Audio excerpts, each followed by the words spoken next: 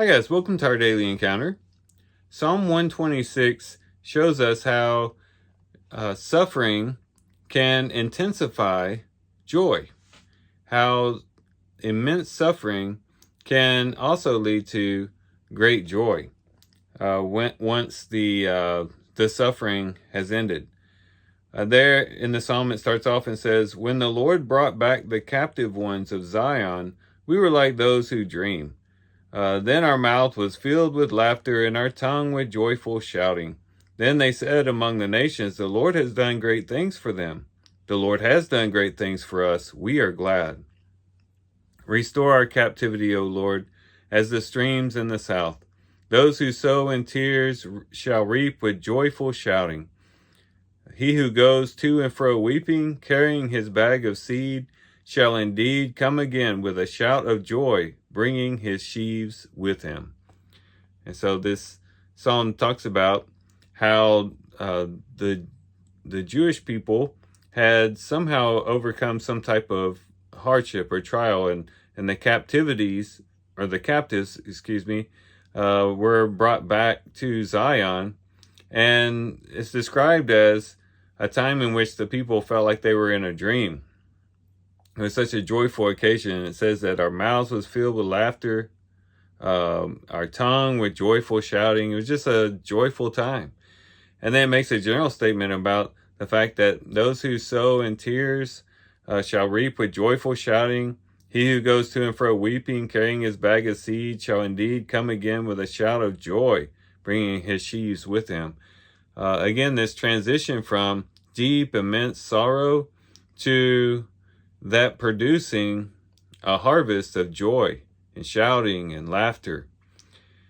And as we reflect on that, we can see, even in the smaller matters of life, we can see how this could be the case.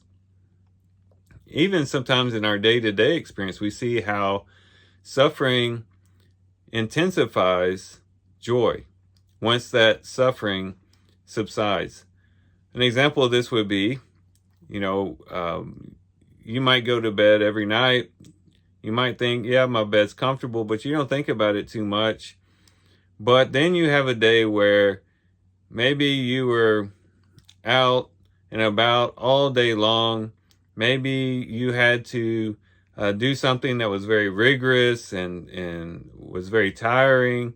Maybe you were involved in something that was very mentally exhausting all day long, and you get home and you're just exhausted.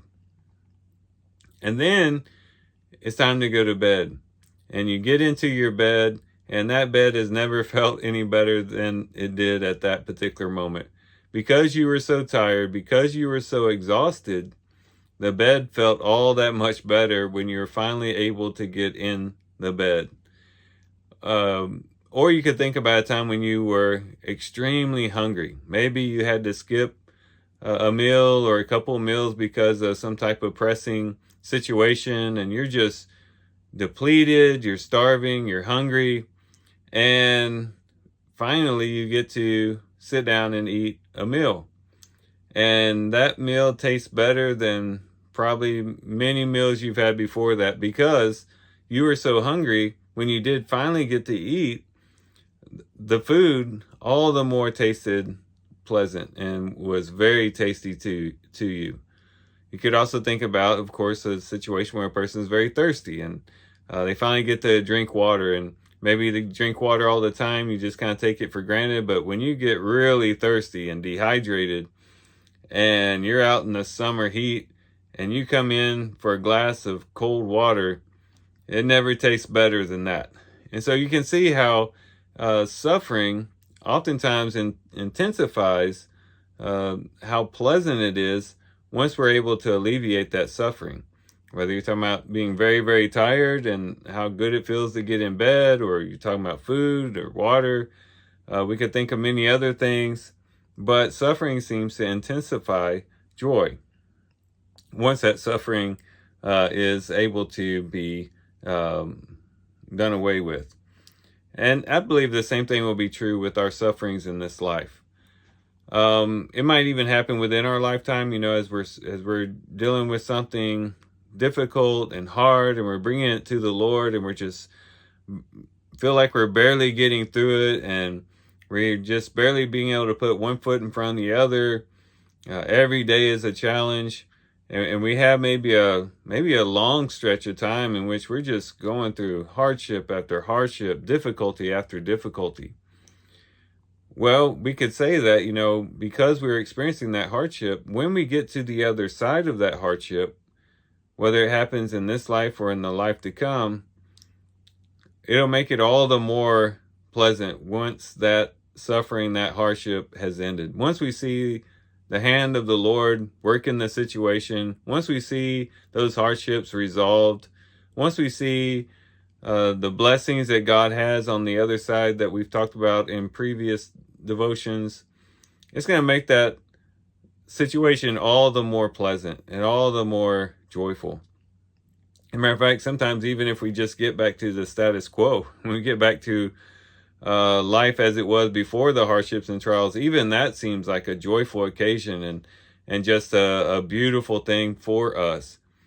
And of course, this is going to be true when we enter into heaven, when we get to our eternal home, even in the resurrection.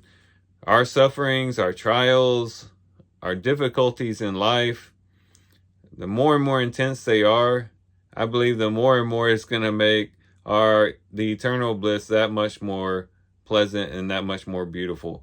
And we can think about that even while we're suffering, to say, you know what, the darkness is deep, the suffering is intense, but I know on the other side, the Lord has another side to this, or the other side of this that he's bringing me to. And when I get there, it's going to be a joyful occasion. My sufferings are teaching me all the more to appreciate the blessings that are going to come to me at the end of this trial, at the end of this difficulty, whenever that might be. And so Psalm 26 teaches us this principle. Again, those who sow in tears shall reap with joyful shouting. He who goes to and fro weeping, carrying his bag of seed, shall indeed come again with a shout of joy, bringing his sheaves with him.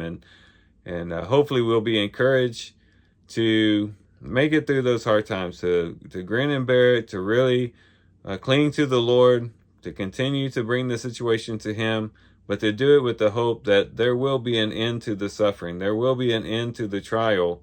And it's going to be a pleasant thing when finally we make it through. Again, whether on this side of the grave or on the other side, we make it through. It's going to be a wonderful and beautiful thing when we finally get to experience relief. We finally get to experience the joy that comes from the other side. So here's some things we can reflect on and think about as we do our reading today. With that, guys, I do thank you for watching the video today. Hope you guys have a great day. Love you guys. God bless.